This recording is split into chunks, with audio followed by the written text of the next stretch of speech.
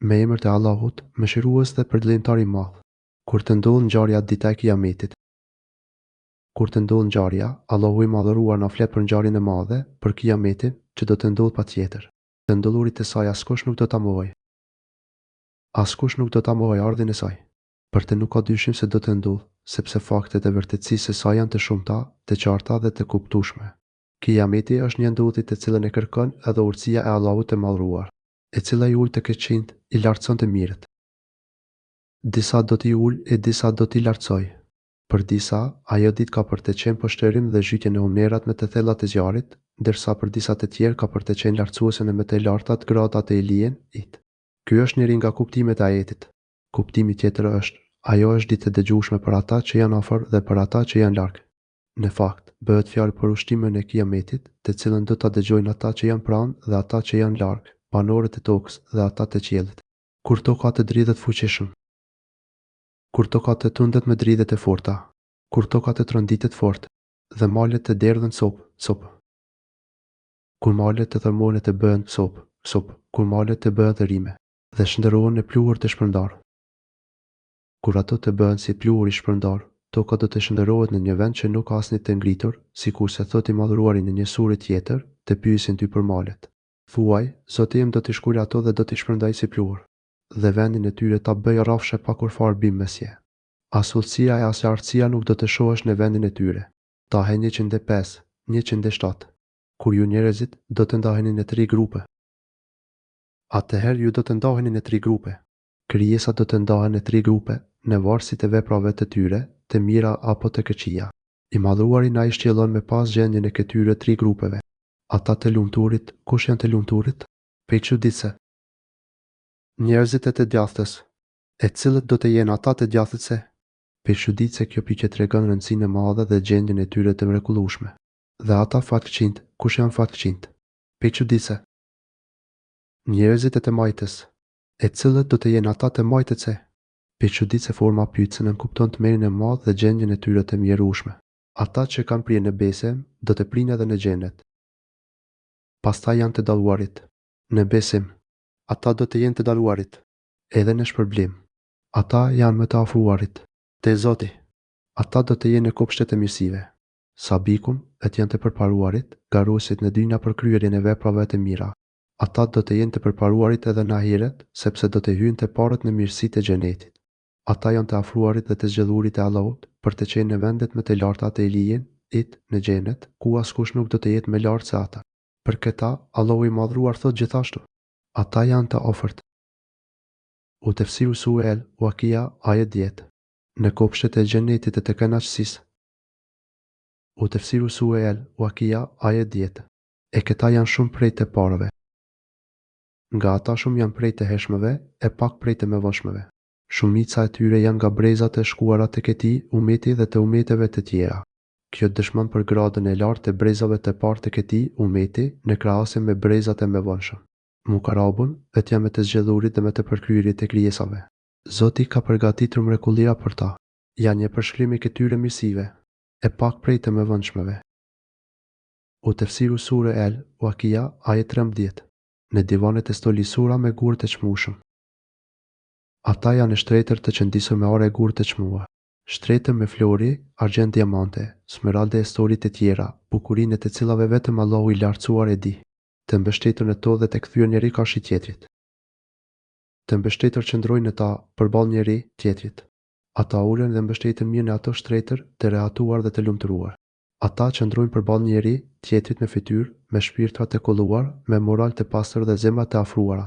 Do t'u sillen rreth tyre për t'ju shërbyer djemoshat për herë të ri. Atyre u shërbejnë djemoshat e përjetshëm. Në rininë e tyre, këta djem të rinj vërtitën mes banorëve të xhenetit për t'u shërbyer dhe për mbushur çdo kërkesë dhe dëshirë të tyre. Ata janë djemosha shumë të bukur dhe të heshëm. Ata janë ashtu si përshkruan i madhruari, që i krijoi si diamantët e ruajtur, pra, si diamantët e fshehur, që nuk i ka dëmtuar apo të sënuar gjë. Ata janë krijuar që të jenë të përjetshëm, nuk plaken, nuk ndryshojnë dhe nuk rriten më shumë nga mosha e vogël që Zoti i ka krijuar.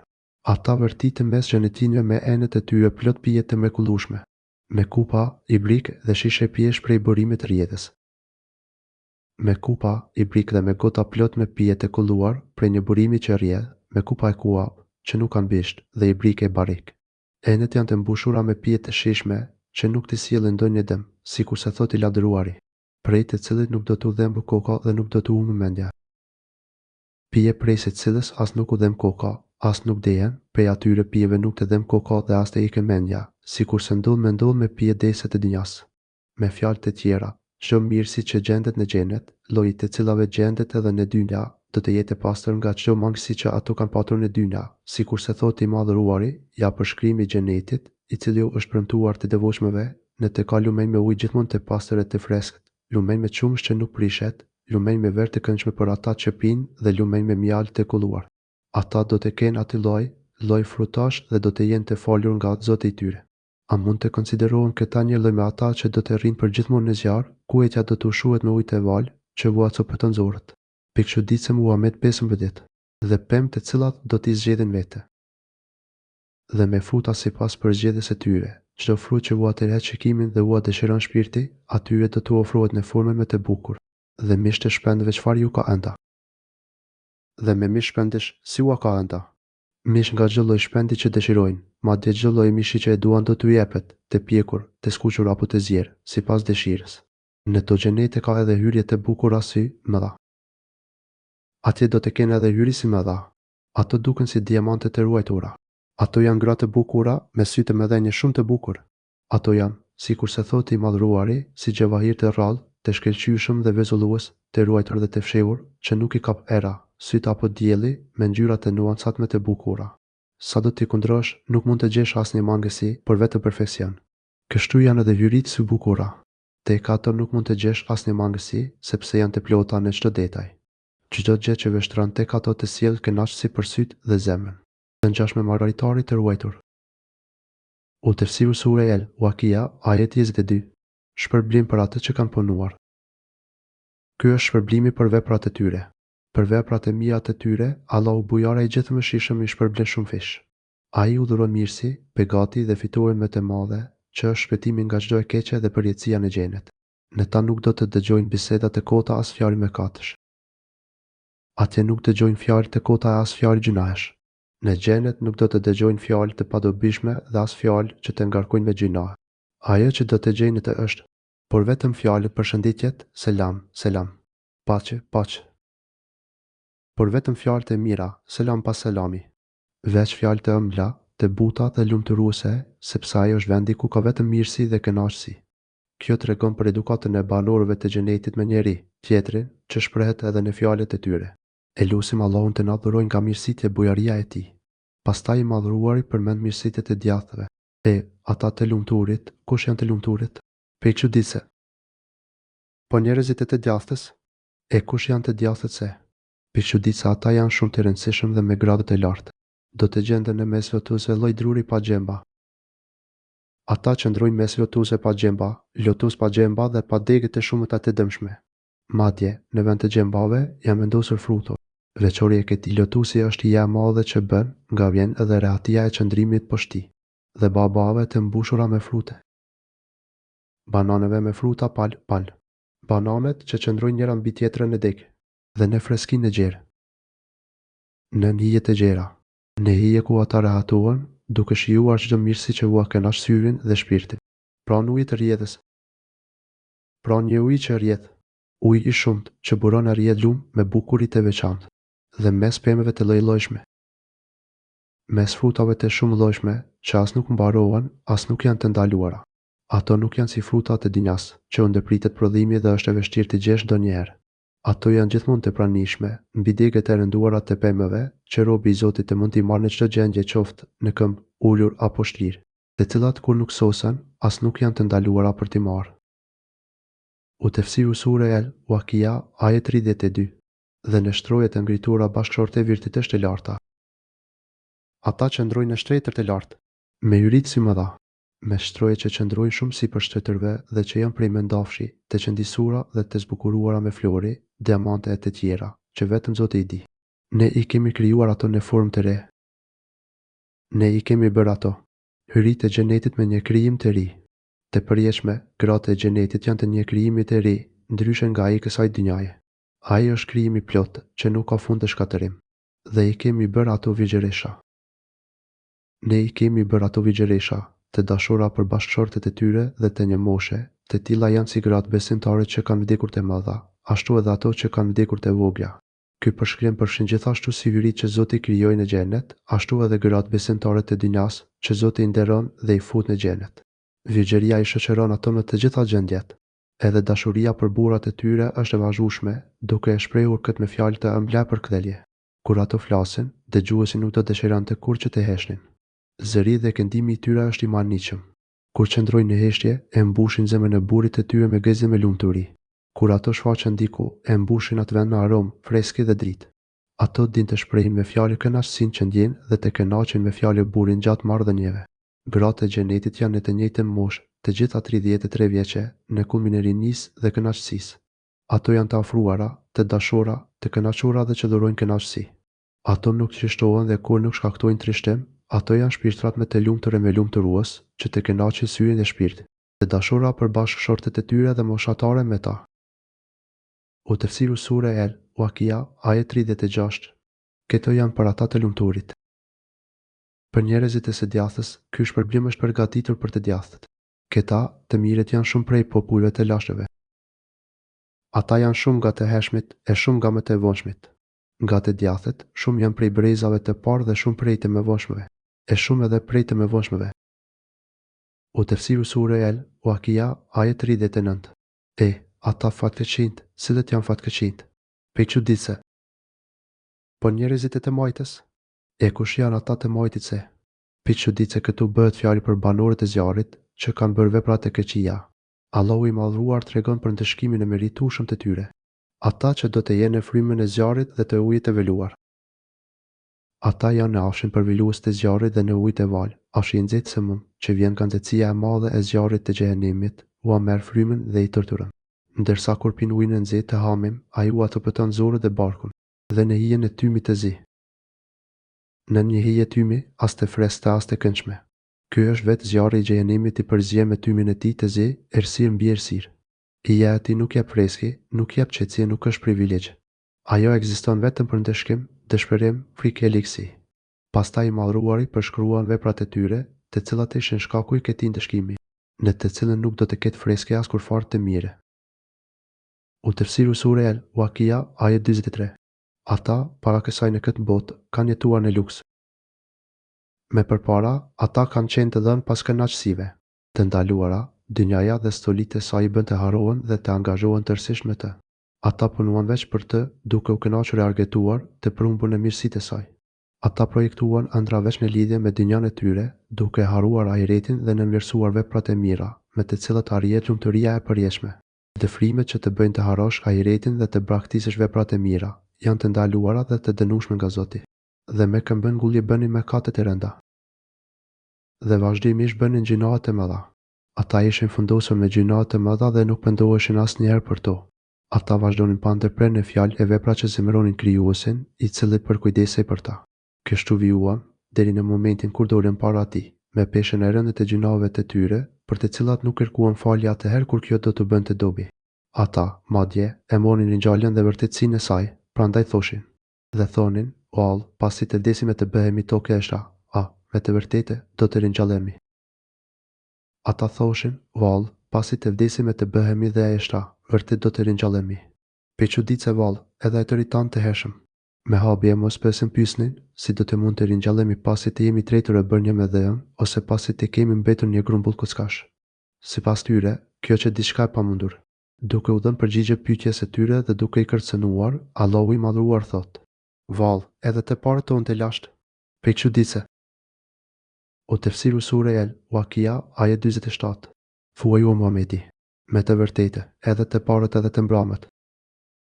Thuaju, të jeni të sigurt se, edhe të parët edhe të fundmit, keni për të tubuar në një ditë të caktuar. Të parët e të fundit, të gjithë pa përjashtim, ka për t'i ringjallur i plotfuqishmi, Allahu i madhruar, i cili do t'i tubojë në ditën e caktuar. Zoti e përcaktoi atë ditë për të ringjallur për të marrë në llogari krijesat dhe pastaj për t'i shpërblyer sipas veprave që kanë bërë në dynja. Do të tubohen në një kohë të caktuar, të ditës së një orë. U tefsiru sure El, Wakia, ajet 49. Dhe atëherë ju, atë humbur, që përgjigjështoni ringjalljen. Atëherë, ju, o të humbur e jo besimtar, o ju të humbur nga rruga e drejtë dhe ndjekës të rrugës së keqe, ju që nuk besoni profetet e Zotit dhe shpalljet e tij, o ju mos përfillës të premtimeve dhe kërcënimeve të tij. Me siguri do të hani nga druri i zekumit.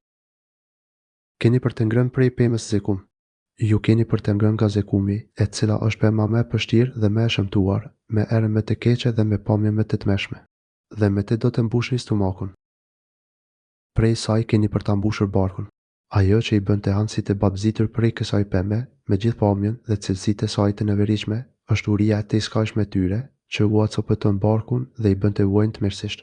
Por ky ushqim, të cilën ata hanë për të larguar urinë, sikurse e përshkruan i madhruari, nuk ta heq as pak urinë. Edhe pija e tyre është gjëja më e shpifur. E pastaj në të, do të pini ujë të vëluar. E menjherë pas saj do të pini prej ujit të vluar.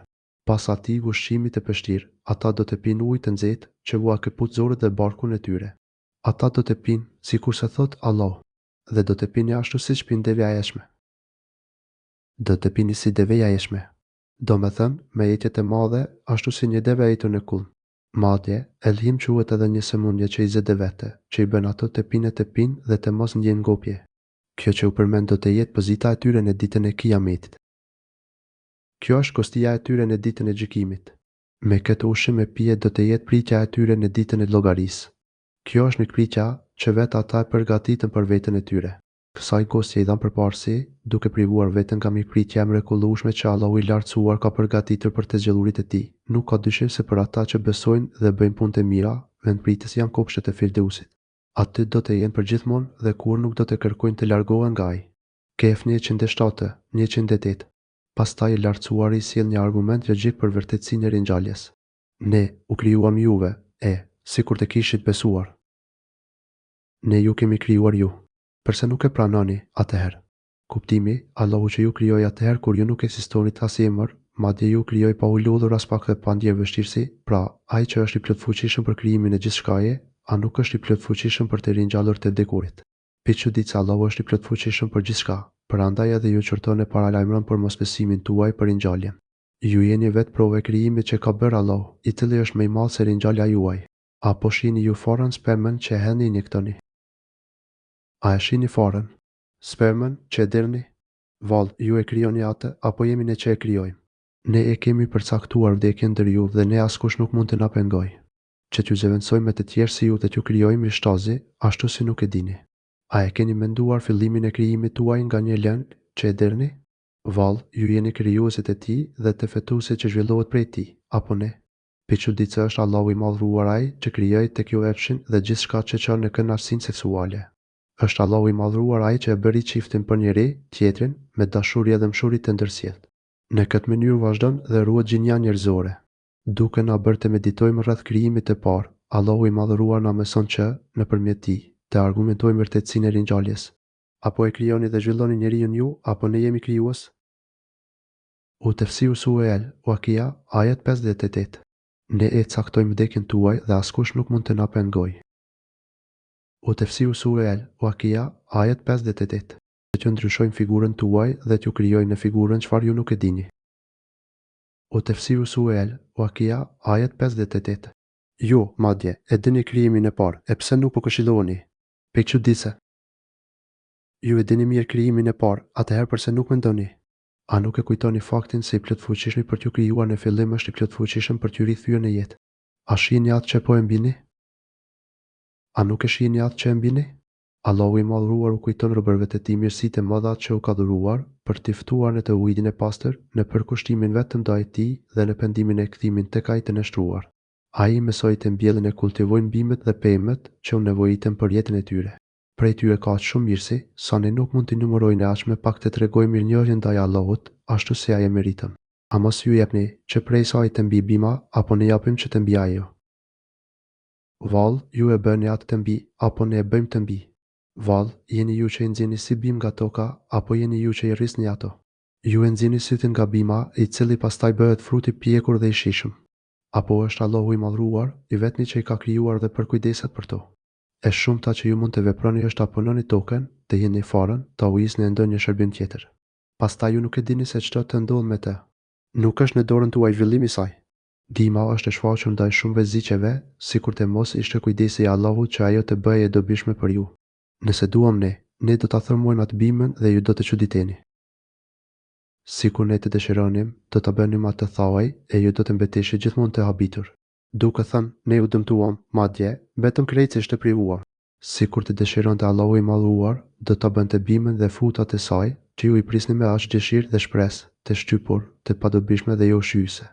Atëherë, pas gjithë atyre shpenzimeve të shumta, ju do të dëshpëroheshit shumë për dështimin tuaj. Ju do të thoshit, na goditi befasish fatkeqësia dhe na dëshpëroi, me dëmet që na shkaktoi. Madje, ne jemi të privuar nga të mirat. Atëherë, jeni mirënjohës ndaj Allahut, që i bën ato të mbinë, i zhvillon dhe i lë të piqen dhe nuk i shkatëron, që ju të mbeteni të privuar nga dobitë e tyre. Dhe, do të thoni, ne, me të vërtetë, jemi të dëmtuar. U tefsiru sure El, Wakia, ajet 65. Madje, na është penguar furnizimi. U tefsiru sure El, Wakia, ajet 65. Apo e shihni atë ujë që e pini? A e shihni ujin që pini? Vallë, ju e lëshoni atë prerjeve, apo jemi ne që e lëshojmë? Nëse dëshirojmë, ne e bëjmë atë të kripur. A nuk falenderoni? Piçudit se pas mirësisë së ushqimit, Allahu i madhruar kujton mirësinë e ujit të pishëm. Nëse nuk do të ishte bujaria e Allahut, që na i mundson këtë mirësi të madhe, ne nuk do të kishim asnjë mundësi për të arritur atë. Është i gjithëvështirë që e zbret ujin prej rreve, duke mbushur rreke e lumenj mbi tokë e nën tokë. Po të dëshironte ai, mund ta bënte ujin të kripur apo të hidhur, domethënë jo të pishëm. Përse, atëherë, nuk e falenderoni Allahun për këtë mirësi të mrekullueshme? A mos e lëshoni ju prej rreve apo ne e lëshojmë? Pe çuditse. U tefsiru sure El, Wakia, ajet 68. Nëse duam ne do ta bëjmë atë të njemet, e përse nuk falenderoni? Pe çuditse. U tefsiru sure El, Wakia, ajet 68. Apo e shihni atë zjarr që e ndezni? A e keni parë zjarrin që ju e ndizni? Vallë, ju e krijuat drurin e tij, apo ne jemi krijuesi. Edhe zjarri është një mirësi e domosdoshme, pa të cilën njerëzit nuk mund të bëjnë dot. I madhruar i bën njerëzit që të mendojnë rreth zjarrit, që krijohet nga druri. Është Allahu ai që i ka krijuar pemët, duke i bërë që prej tyre të ndizet zjarri. Njerëzit ndezin zjarr dhe e përdorin sipas nevojave të tyre. Kur mbarojnë punë, ata mund ta shohin atë përsëri. A mos e keni bërë ju drurin e saj, apo ne e kemi bërë? Pe çuditse. U tefsiru sure El, Wakia, ajet 71. Ne e kemi bërë zjarrin përkujtues të zjarrit të sfterës dhe që t'u sjell dobi nevojtarave. Ne e bëm atë si kujtim. Allahu i madhruar e bëri zjarrin si kujtim për mirësitë e tij, por edhe për zjarrin e xhehenimit, që i madhruari e ka përgatitur për gjëna të qara. Kujtimi i xhehenimit bëhet shkak që ata të binden dhe të nështrohen, e pastaj të hyjnë në vendin e mirësive të përjetshme, në xhenetin e Zotit dhe të dobishëm për ata që kanë nevojë. Fjala mukun e përdorur në ajet ka kuptimin ata që kanë nevojë, por vjen edhe me kuptimin udhëtarët. Zjarri u shërben atyre që kanë nevojë për të, si udhëtarët e tij. Allahu i madhruar i ka veçuar udhëtarët, sepse dobia e zjarrit për ata është më e madhe se për të tjerët. Megjithatë, udhëtarët mbase përmenden sepse vetë jeta e dynjas është udhtim. Probi që kur lind nis udhtimin drejt Zotit të tij. Kësaj, Allahu e ka bërë zjarrin dobiprurës për udhëtarët në mënyrë të veçantë dhe si kujtim për botën tjetër. Pasi u kujton shumë mirësitë e tij, i madhruar i fton që të jenë mirënjohës duke i thurë lavde atij. Andaj lavdëroje emrin e Zotit tënd të madhërueshëm. Atëherë, lartësoje emrin e Zotit tënd të madh.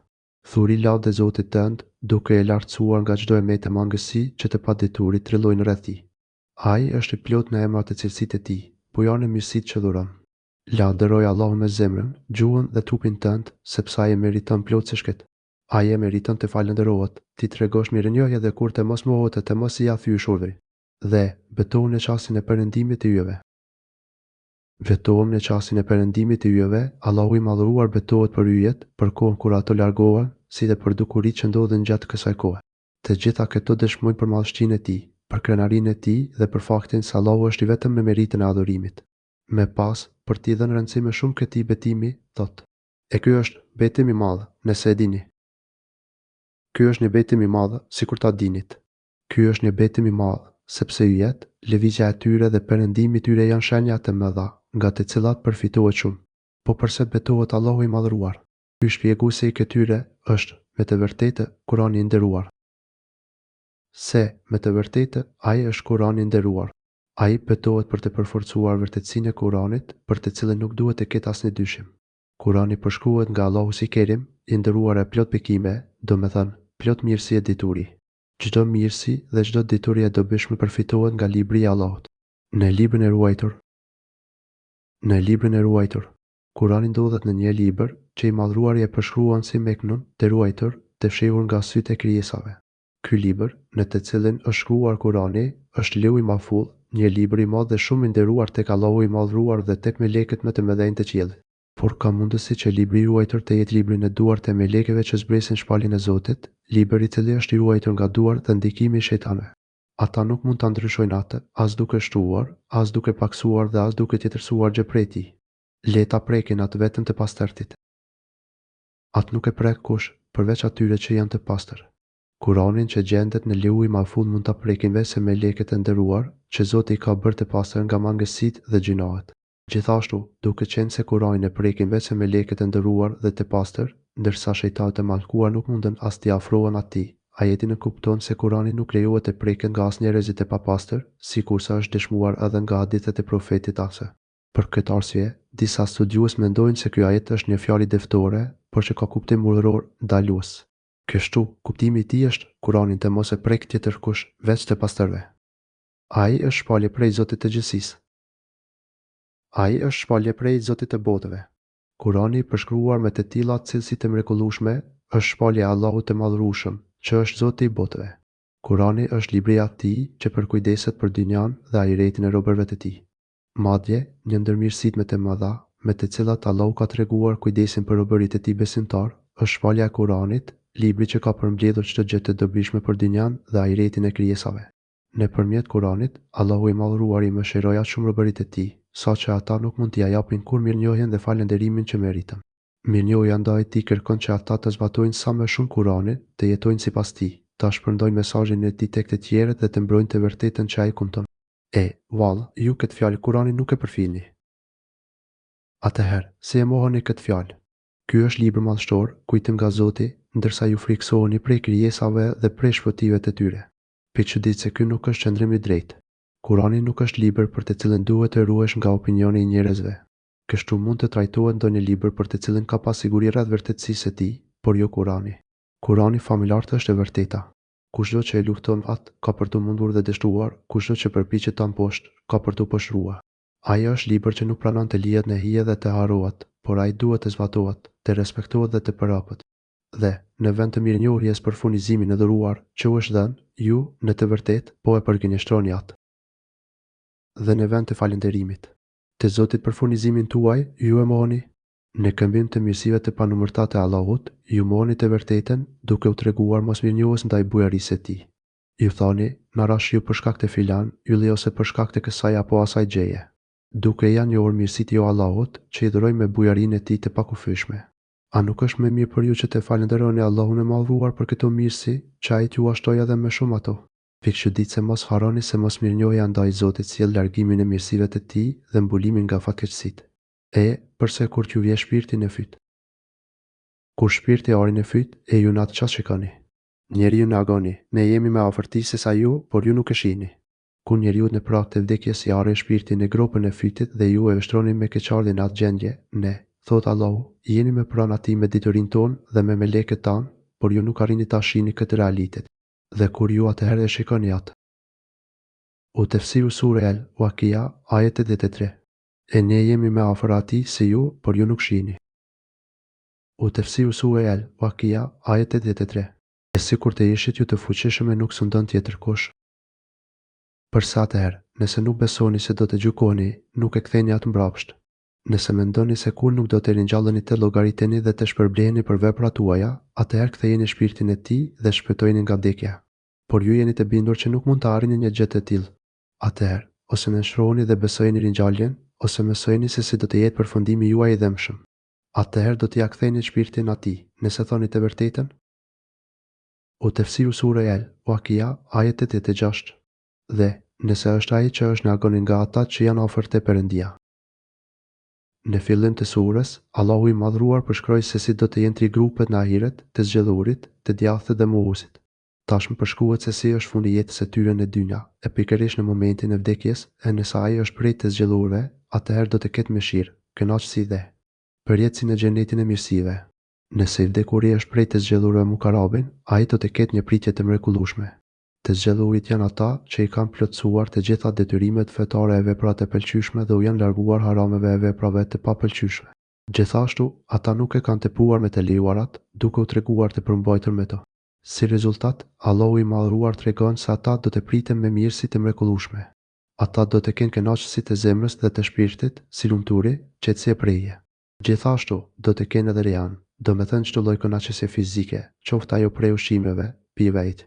Disa kanë thënë se fjala rejan në ajet tregon bimën e njohur aromatike të borzilokut. Me këtë kuptim, një mirësi tjetër që do të kenë në xhenet të përzgjedhurit do të jetë aroma e mirë. Për ata është përgatitur edhe xheneti i mirësie, ku do të shijojnë të gjitha mirësitë trupore dhe shpirtërore. Në të do të gjejnë atë që syri nuk e ka parë, veshi nuk e ka dëgjuar dhe zemra e robit kur nuk e ka imagjinuar. Për përgëzimin e kësaj kategorie njerëzish në momentet e agonisë së vdekjes, i madhruari thotë, s'ka dyshim se atyre që thonë Allahu është Zoti ynë dhe pastaj qëndrojnë të palikundur në këtë, do t'u zbresin melekët e do t'u thonë, mos u friksoni e mos u pikëlloni, por gëzoni me xhenetin që ju është premtuar. Ne jemi miq tuaj, si në jetën e kësaj bote, ashtu edhe në botën tjetër. Atje ju do të keni atë që dëshirojnë shpirtrat tuaja dhe gjithçka që kërkoni.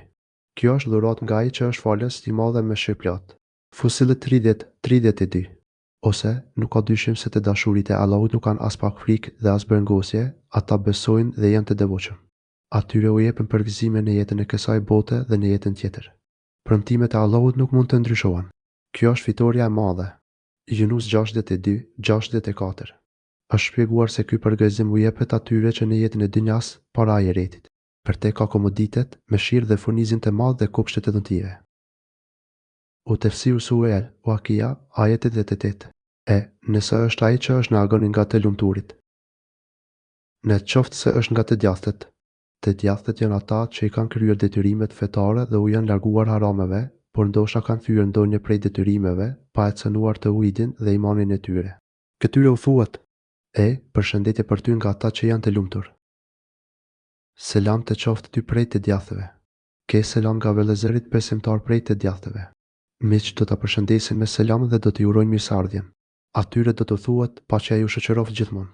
Tashmë do të jeni në paqe e sigurit e plot nga mangësitë, sprovat dhe fatkeqësitë, nga ndëshkimi e vuajtjet, sepse ju jeni prej të djathtëve, të cilët do ta marrin librin e veprave të tyre nga e djathta. Ju jeni të tillë sepse u ruajtën nga gjinohet e mëdha shkatruese e mubika. Nëse është ai që është në agonin nga ata që kanë përgjigjëstruar të humburve. Në qoftë se është prej gënjeshtarëve të humbur.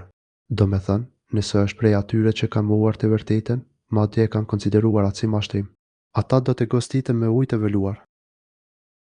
Mirëseardhja e tyre është gosti me ujë të val dhe djegjen nga zjarri i xhehenemit. Mikritja për ta do të jetë edhe në xhehenem, në zjarrin e ndezur fort, i cili do t'i përfshijë tërësisht me një nxehtësi që do t'u arrijë deri në zemër. Nëse kërkojnë lehtësim për rrjetën e madhe, i lartësuari thotë dhe thuaj, e vërteta është nga Zoti juaj e kushtedoj, le të besoj, e kushtedoj, le të mohoj.